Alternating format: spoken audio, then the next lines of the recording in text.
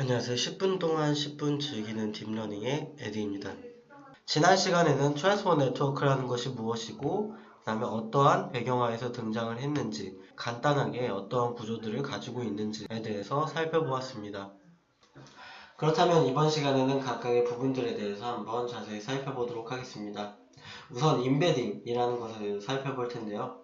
트랜스포머 네트워크와 같은 경우는 인코더와 디코더에 각각의 인베딩된 워드를 인풋과 아웃풋을 넣는다 라고 이야기를 했습니다. 그래서 보시면은 인풋과 아웃풋 둘 다 인베딩을 진행하고 있는데, 여기서 말하는 인베딩이라는 것은 우리가 흔히 말하는 워드 벡터의 워드 인베딩과 굉장히 유사합니다. 그래서 이러한 문장 The quick brown fox jumps over a lazy dog 이라는 문장이 있다라고 할 때 이 문장들을 토큰별로 끊게 됩니다. 토큰별로 끊은 다음에 이것들을 인베딩하게 되는데, 그 사이즈는 전체 총 사이즈는 모델 사이즈가 되도록 합니다. 만약에 여기서 문장이 끝이 나고 모델 사이즈보다 부족하다라고 하면 여기서 이제 토큰을 줘서 EOS 토큰, End of Sentence라고 하는 토큰을 주게 되고, 뒤에 있는 빈 토큰들을 추가하게 되죠.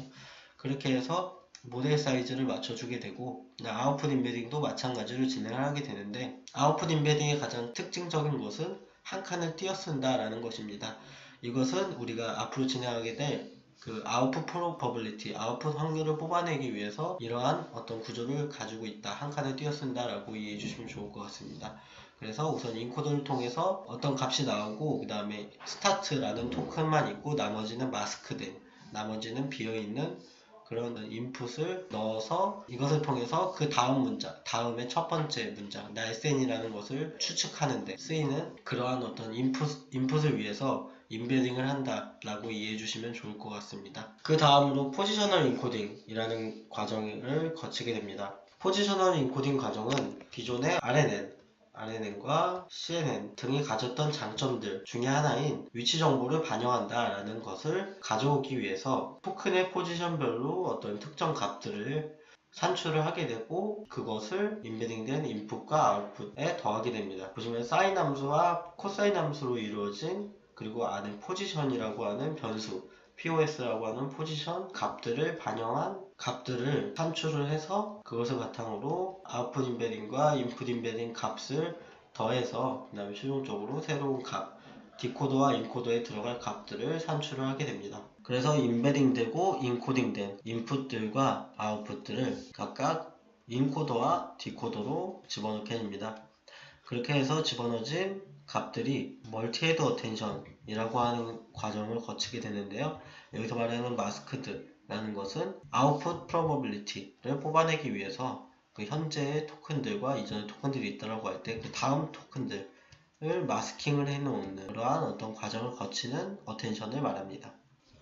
그렇다면 멀티헤드 어텐션에 대해서 좀 더 자세히 한번 알아보는 시간을 가지도록 하겠습니다. 그 전에 앞서서 어텐션의 종류에 대해서 한번 살펴볼 텐데요. 어텐션의 종류는 그 어텐션의 인풋을 어디서 받는지에 따라서 소스 타겟 어텐션과 셀프 어텐션으로 나누게 됩니다. 소스 타겟 어텐션과 같은 경우에는 쿼리하고 키하고 밸류라고 하는 세 가지의 어떤 어텐션의 인풋이 있다라고 할 때 그 인풋을 쿼리는 타겟에서 받고 키하고 밸류는 소스에서 받는 그것을 바로 소스 타겟 어텐션이라고 합니다. 반면에 쿼리, 키, 밸류 이 세 가지를 모두 다 소스, 동일한 곳에서 받는 것을 셀프 어텐션이라고 합니다. 그래서 예를 들면은 간단히 어떤 특정 벡터 값이 있다라고 할 때 이것을 키에도 주고 밸류에도 주고 쿼리에도 주는 것, 이것을 바로 셀프 어텐션이라고 하고, 그 다음에 요 쿼리는 여기서 주지 않고 다른 특정한 어떤 벡터들을 불러와서 이것을 쿼리로 쓰는 것, 이것을 바로 소스 타겟 어텐션이라고 합니다. 여기서 보면은 Q는 특정 벡터, 이 벡터가 되고, 그 다음에 키하고 밸류는 동일한 벡터, 특정 동일한 벡터가 되는 것. 이것이 바로 소스 타겟 어텐션. 요까지 세 개가 다 같아지게 되면은 바로 셀프 어텐션이 되는 겁니다. 그렇다면 여기서 드는 의문점 중에 하나가 어떤 특정한 벡터가 있다라고 할 때 이것을 왜 쿼리하고 키하고 밸류로 나눠 놓느냐 라는 것인데요.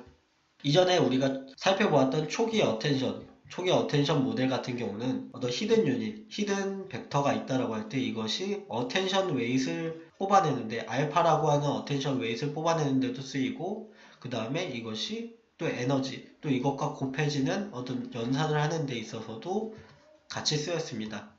그런데 여러 연구들과 실험들을 통해서 보면은 키하고 밸류라고 하는 특정한 역할을 나눠 놓은 다음에 하나는 키로 보내고 하나는 밸류로 보내서 이 키는 어텐션 웨이트를 뽑아내는 데에만 쓰이고 이 밸류는 어떤 히든 유닛을 대표하는 데에만 쓰이자 라고 이렇게 해서 연산을 해서 결과를 진행해 보았더니 그 정확도라든가 결과면에서 좋았다 라는 것이 여러 논문들을 통해서 알려져서 그 다음부터 어텐션을 쓴다라고 하면은 일반적으로 키하고 밸류를 나눠가지고 쿼리도 나눠가지고 이렇게 쓰는 것이 보편화가 되었습니다. 그래서 쿼리, 키, 밸류라고 하는 세 가지 파트로 나눠서 그다음에 이것을 어디서 받느냐에 따라서 소스 타깃 어텐션, 셀프 어텐션으로 나뉘게 되었다라고 이해해 주시면 좋을 것 같습니다.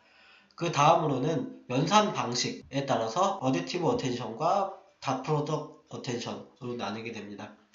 이 어댑티브 어텐션은 쿼리하고 키를 컨캣해서 그 다음에 FFN, Fit Forward Network를 통과하게 되고 이것을 value와 곱하게 되는 것입니다. 반면에 다프로덕트 어텐션과 같은 경우는 쿼리하고 키라는 것을 트랜스포즈한 것, 이것을 하나의 매트릭스로 보고 매트릭스 연산을 해서 이것을 value와 곱하게 되는 것입니다. 이 앞에 있는 이 부분이 바로 어텐션 웨이시고 닷 프로덕트에서는 이 앞에 있는 부분들이 어텐션 웨이시입니다.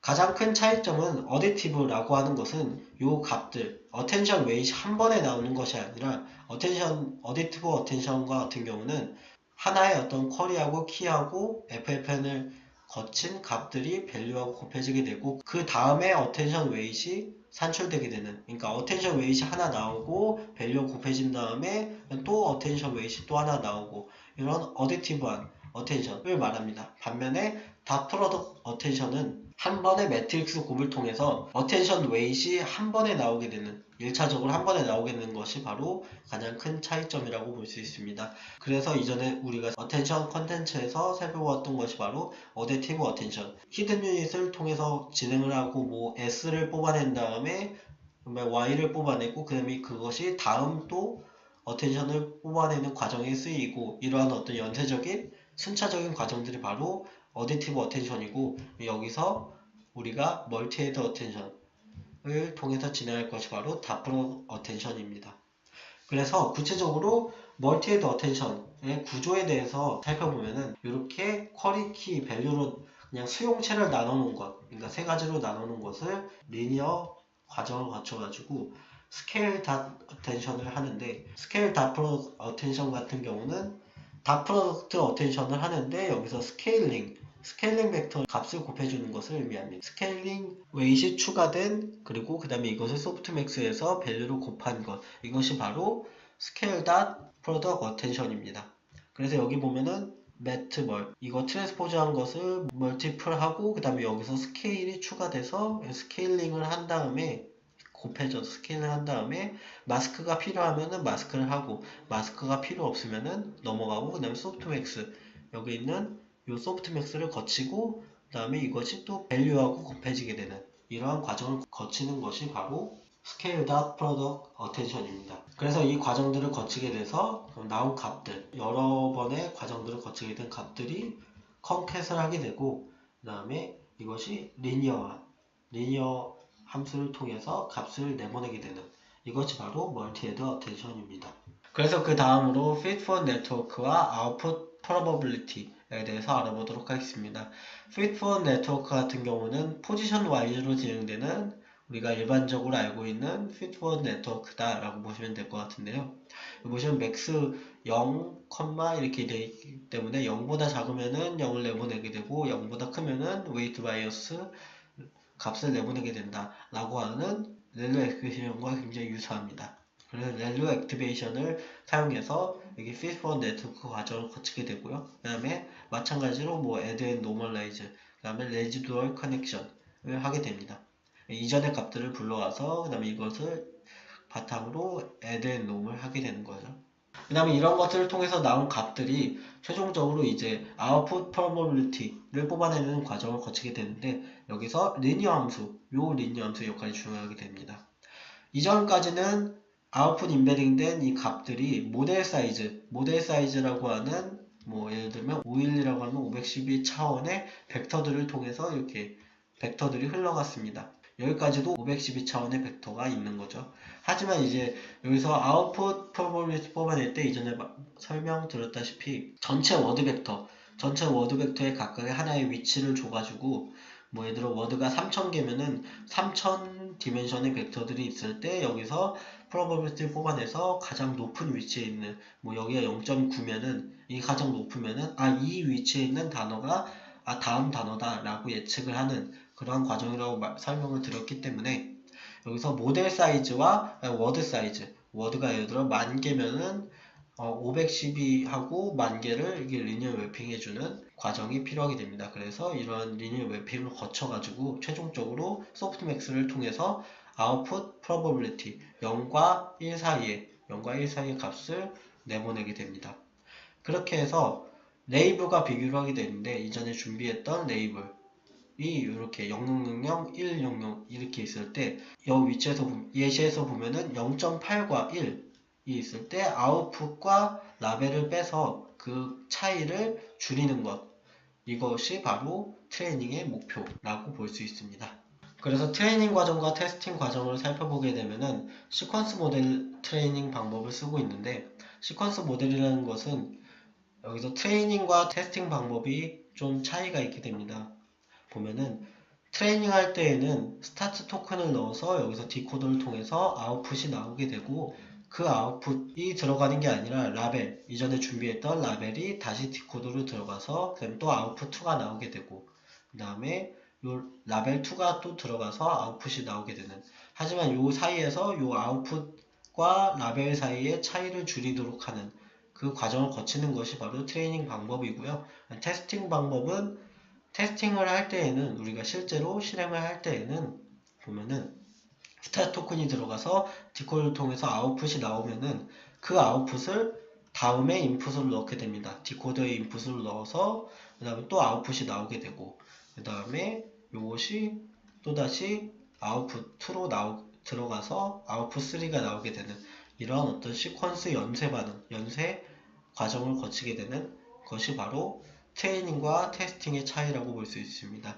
이런 어떤 차이가 분명한 테스팅과 트레이닝 방법을 통해서 학습을 하게 되는 것이 바로 트랜스포머 네트워크입니다.